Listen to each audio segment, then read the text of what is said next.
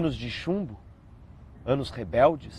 Anos em que tudo foi contestado, em que uma geração ficou marcada pela luta ideológica e a necessidade de dizer não a verdades impostas. São Carlos, Araraquara e Rio Claro também viveram aqueles anos 60 e tiveram os mesmos embates, principalmente dentro do universo acadêmico. Momento de romper com valores arraigados e buscar a própria identidade.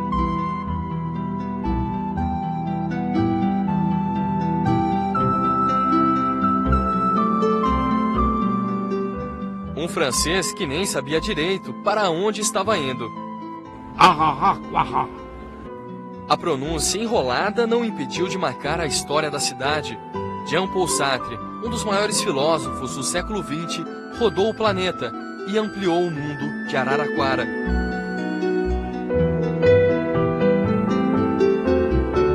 Uma palestra neste auditório, no dia 4 de setembro de 1960, reuniu grandes intelectuais de todo o país. José Celso Martinez Correia, Antônio Cândido, Gilda de Mello e Souza, Fernando Henrique Cardoso, Ruth Cardoso. O Alain Touraine, que é um professor francês, bastante conhecido também, que é muito amigo nosso, e ele estava com a mulher, que era bastante minha amiga, e ela tinha uma filhinha pequena, e eu tinha o meu filho mais velho, também ainda menos de 1 ano. Então, fomos todos numa Kombi com os bebês para lá, para assistir esse acontecimento, que foi realmente um acontecimento extraordinário, né?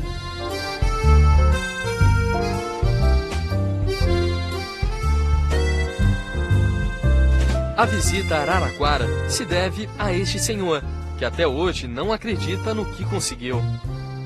Durante uma palestra em Recife, Sartre recebeu uma pergunta do então jovem professor de uma nova faculdade. O questionamento era sobre qual obra do francês marcaria mais a história da filosofia. Fausto Castilho pediu que a resposta fosse dada em Araraquara. Surpreendentemente, o convite foi aceito. Ele achava curioso como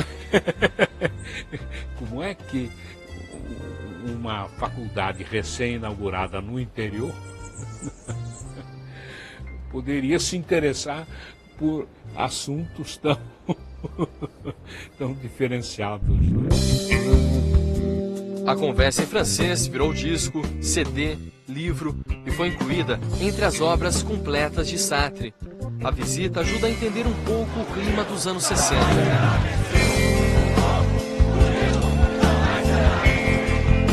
Se nos anos 60 inteiro foi o grande momento em que o país atravessou, juntamente com o mundo, essa utopia da nova época, no Brasil nós vivíamos uma questão complexa, que era um governo que estava se implantando, uma ditadura, mas ao mesmo tempo saímos de um desenvolvimento juscelino que a gente queria construir as coisas. O ex-presidente do CAASO, Centro Acadêmico da USP de São Carlos, lembra que nada parecia impossível. Nós estudantes achávamos na época que a gente tinha um compromisso para salvar o mundo.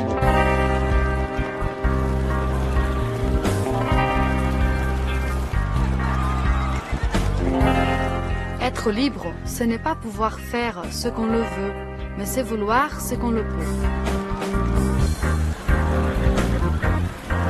A busca por liberdade mudou as artes, os costumes. Os jovens de todo mundo queriam quebrar os antigos valores. No começo dos anos 60, uma grande mobilização nacionalista, uma grande discussão sobre as grandes reformas que o Brasil necessitava, que até hoje em dia são as grandes reformas que o Brasil necessita, reforma educacional, reforma da agrária, reforma dos aluguéis.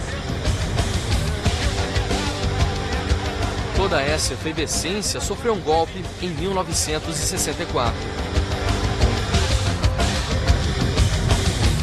Com a ditadura militar, vieram tempos sombrios para a liberdade. Ela começou a ruir enquanto eram sedimentadas as bases para a repressão. O medo passou a construir a relação entre poder e sociedade. Quem ousou questionar o novo regime pagou um alto preço.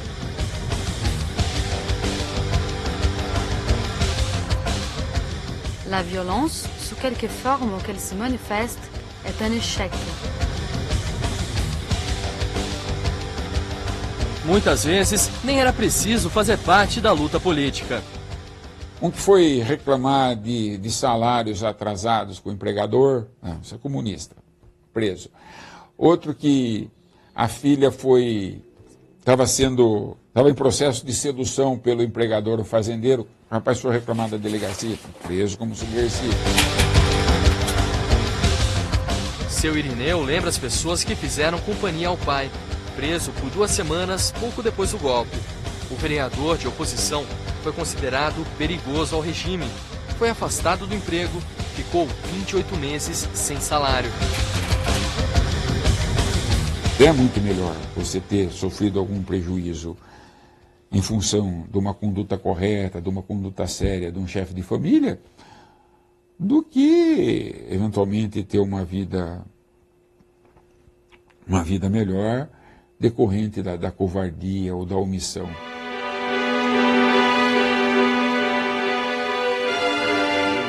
Muitas vezes, a limitação da liberdade não foi física, mas intelectual. Por 30 anos, o filósofo Bento Prado Júnior deu aulas na Universidade Federal de São Carlos. Mas antes disso, ele havia sido banido da vida acadêmica.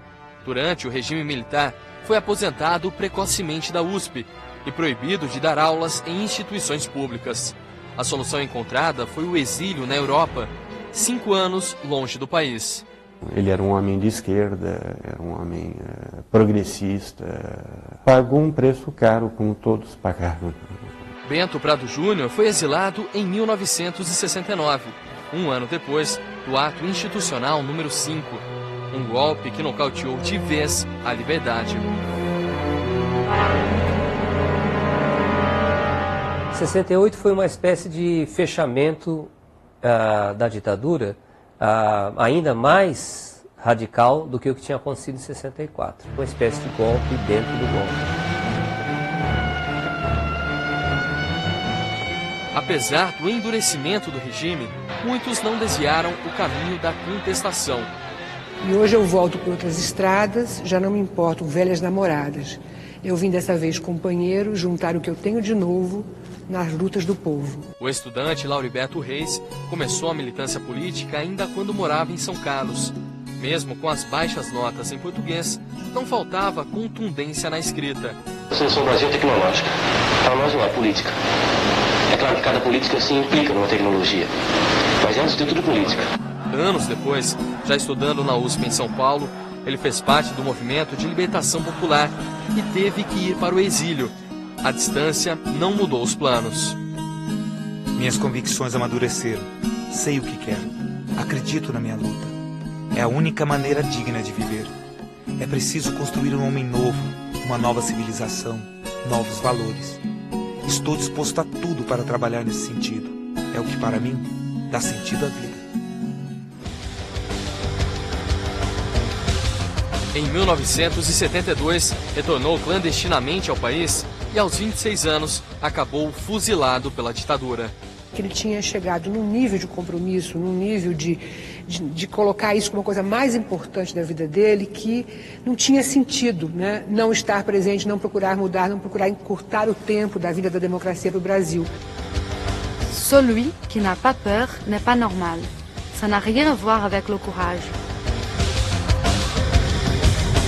Coragem nunca faltou à enfermeira de Araraquara, Luísa Augusta Galipe, a Tuca. Ela foi coordenadora do setor de saúde na guerrilha do Araguaia. A última notícia dada oficialmente à família foi este atestado de óbito. Causa da morte desconhecida. Em dezembro passado, o relato de um antigo capitão do Exército a uma revista descreveu como foi a emboscada que a matou em 1974, quando ela tinha 34 anos. A família entrou em contato com o militar, hoje prefeito de uma cidade do Pará, mas não obteve a resposta que pode encerrar a busca de mais de 30 anos. É o sonho meu, era o sonho dos meus irmãos que já faleceram, é o sonho da família, de nós podermos fazer o enterro dela, assim. combate à ditadura foi com armas e urnas. A política foi o caminho escolhido pelo rio-clarense Ulisses Guimarães, um dos fundadores do partido de oposição, o MDB. A postura coerente atraiu respeito dentro do próprio regime militar. O que estava pensando a esquerda, ele sabia. O que estava pensando a direita, ele sabia. O centro que estava pensando. Ele manipulava isso com uma habilidade muito grande. Tanto assim que quiseram caçá-lo, quem impediu foi o próprio Castelo Branco. Seu Rui participou da criação do MDB em Rio Claro. Em 1974, veio a primeira grande vitória da legenda nas urnas. O partido elegeu 15 senadores das 21 vagas em disputa. Era o começo do declínio do regime. 10 anos depois, Ulisses Guimarães se tornou o porta-voz da democracia. O Turulice resistiu e aconteceu um milagre. Quer dizer, na época parecia que tinha acabado tudo. Os jovens foram para a rua, de verde e amarelo, e ganhamos no colégio eleitoral e terminamos a ditadura. O doutor de letras também é o patrono do mais importante documento do nosso país, a Constituição Cidadã, de 1988. Ulisses faz falta. Ulisses Guimarães, Duca, Lauribeto e o ferroviário Irineu são alguns dos que lutaram pela volta da democracia, exemplos de que os sonhos não envelhecem. Tem uma juventude aí que também vai dar conta do recado se nós, mais velhos, puxarmos os fios da história e fazermos eles fazer parte da história do país. Porque esconder dos jovens de hoje o que houve não é um bom caminho.